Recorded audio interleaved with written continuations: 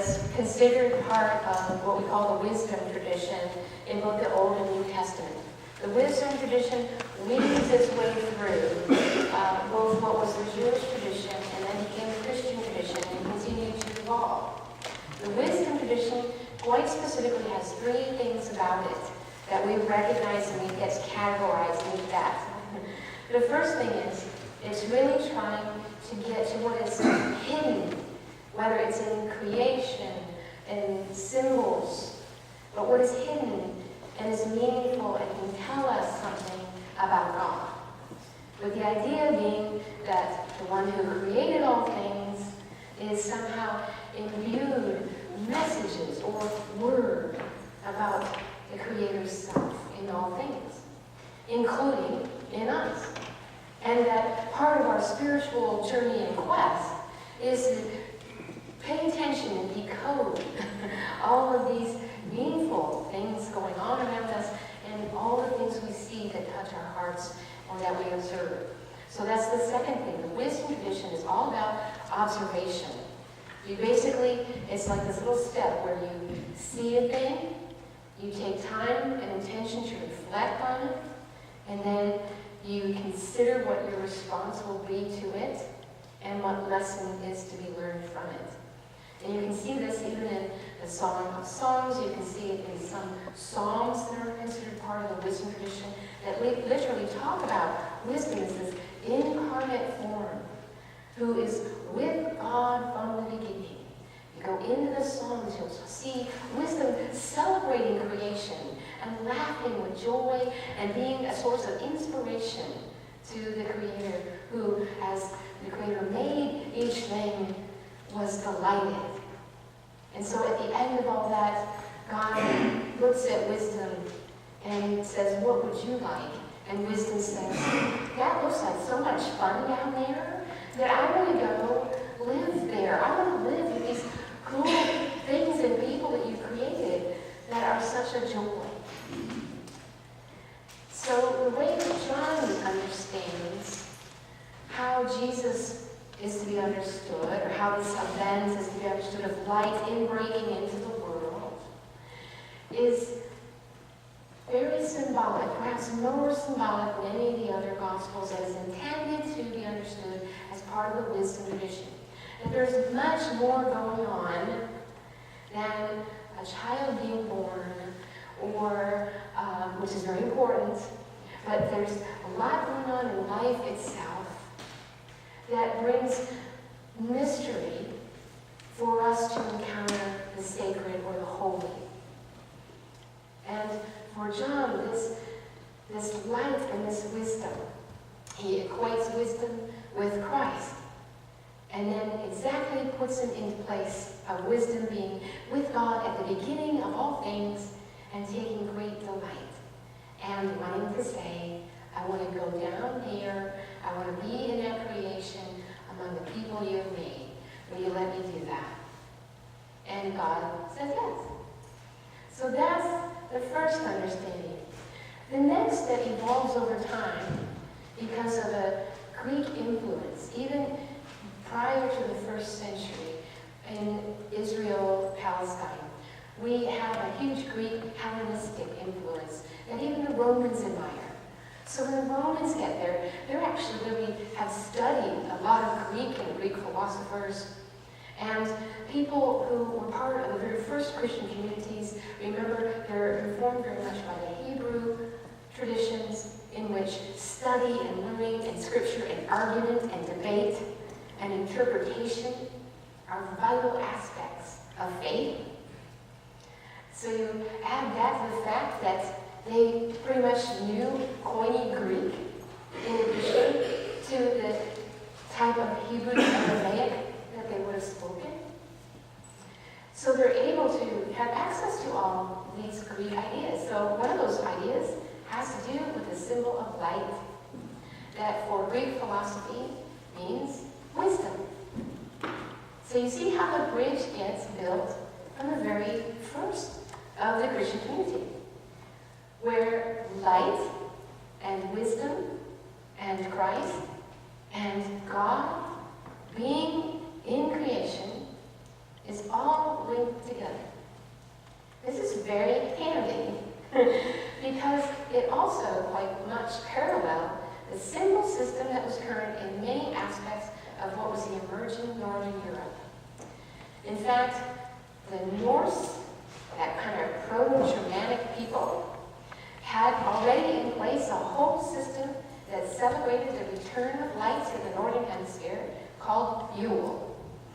And in Yule, you were acknowledging all these forces in nature, in creation, in which they noticed how things would get darker, and their whole life cycle depended on the seasons of the year.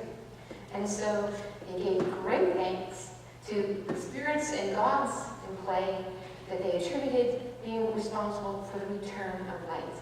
And so at the time of Yule, very much associated with the winter solstice, they would take a tree symbolizing life that they would literally sacrifice, because trees are very important in that tradition, and burn this with the beginning of winter solstice and keep it going for 12 days of celebrating Yule. Do you hear the foundation that becomes another piece of European early imagery, which is the Celtic tradition? Now, remember that the Celts are just the folks who might have been in Ireland. At the time, that culture was very widespread. It was widespread in areas that we know now as northern Scotland and Wales. So you can go to St. David of Wales and experience very much a service like what we're going to celebrate and are celebrating, because it's still very much influenced by that Celtic tradition. In fact, St. Augustine and other predecessors who were Archbishop of Canterbury in the early days of the European Anglican Church, they felt that taking traditions from the Celtic influence was much more appropriately Anglican than what kind of evolved in Rome as a Western Christianity. And in time of Christianity, the missionaries that went to Ireland and Scotland and Wales and Upper England, those folks had already established a type of traditional worship in Christian heritage that had incorporated a Celtic sense of light going way back, even pre-Druidic. And in that system, again, Northern Hemisphere, we find archaeological evidence of certain kinds of what you might call temples, but shrines of worship in Salisbury Plains and other places, where the light is engineered in a building to be able to come through at specific times of the year, including that winter solstice. And a column of light comes down this driven shaft in the roof that's kind of semi-subterranean, partly in the earth, this building. And the shaft of light comes down just at that moment, so the high priest or priestess or shaman understands when that's going to happen and is ready for it. And a light is created from a piece of rock crystal. It goes through this, light comes through it, and they start a fire with it. Very advanced stuff. That same principle is also known to the Norse. But what you would see inside this temple, which is all dark and looks like a cave, completely dark, is the shaft of light would suddenly then be reflected like a pathway to the inner sanctuary where the fire was built. That column of light represented the orb of the sun on the top. So if you have a column with an orb on top, representing the solar deity, along comes Christianity, the column. Add the orb around the cross, and you have the Celtic cross. So that they've incorporated all of the same ideas, that light coming into the world ultimately results in life. And even when you read physicists and people who study the evolutionary tale of our wonderful planet, Brian Swim among them, talks about the development of the relationship between the sun and the earth as being something so foundational that all living beings incorporate that early relationship of the primal earth to the early sun. All beings incorporate that relationship. in the way that we respond to that light. Starting first with those very early simple cells in plant life that develop chlorophyll. Chlorophyll couldn't even happen without light and respond to the light. And then from that, these little simple organisms also begin to be very photosensitive, such that that early photosynthetic cell eventually is what becomes an eye. That our eye itself only becomes because there is a light to respond to. It makes sense. Fish in the deep caves under the sea don't have them. They don't need them. They can't perceive the light. And they perceive differently. But all of this, all of these images, we get to John, also responding to that Greek principle that light is meant to be understood as that which enlightens our minds, brings sensibility to our understanding of life, to our understanding of how things work.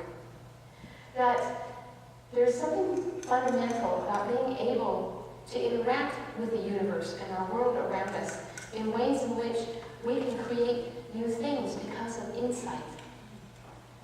That our interaction, even with our world, is a creative process that is ever emerging.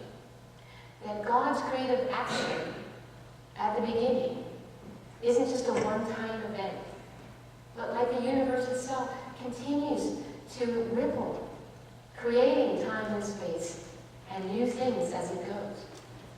Out of, as far as we know, nothing. But when you go back and I love watching the arguments and developing debates about what was first, time or space. What would have had to have been the anomaly that existed first for those things to emerge? At the end, what I find most helpful and wonderful is that human beings are even asking those questions. And they have been since the time that we can remember.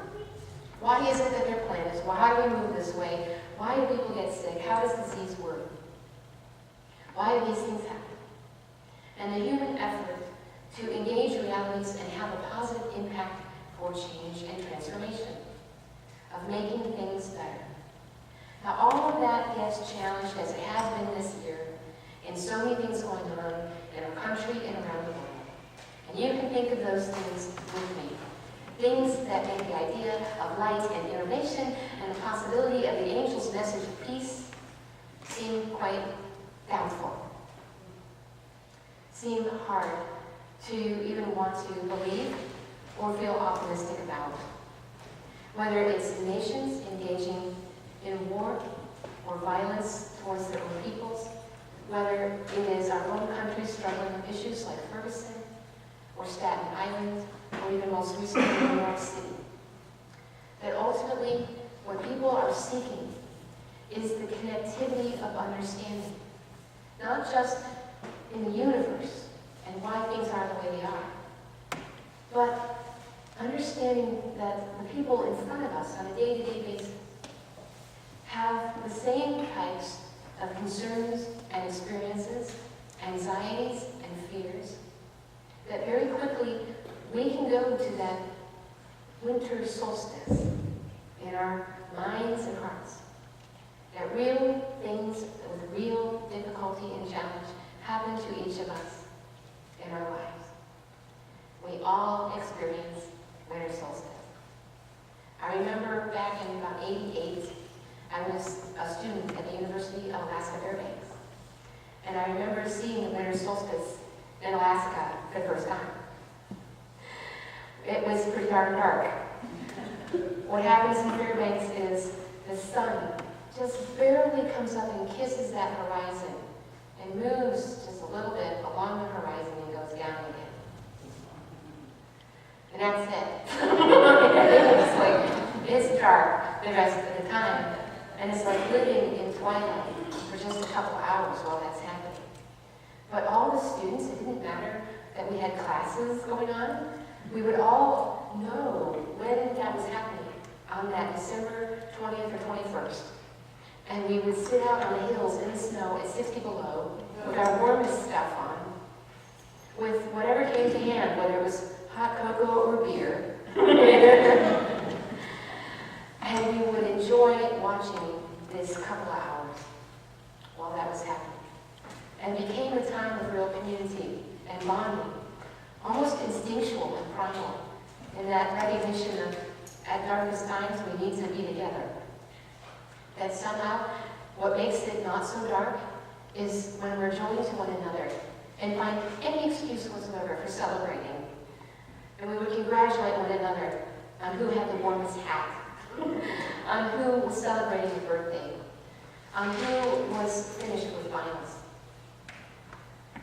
At the end of our lives, we will not be reflecting on the things that we had, or the work that we didn't accomplish, or the money we made or didn't make.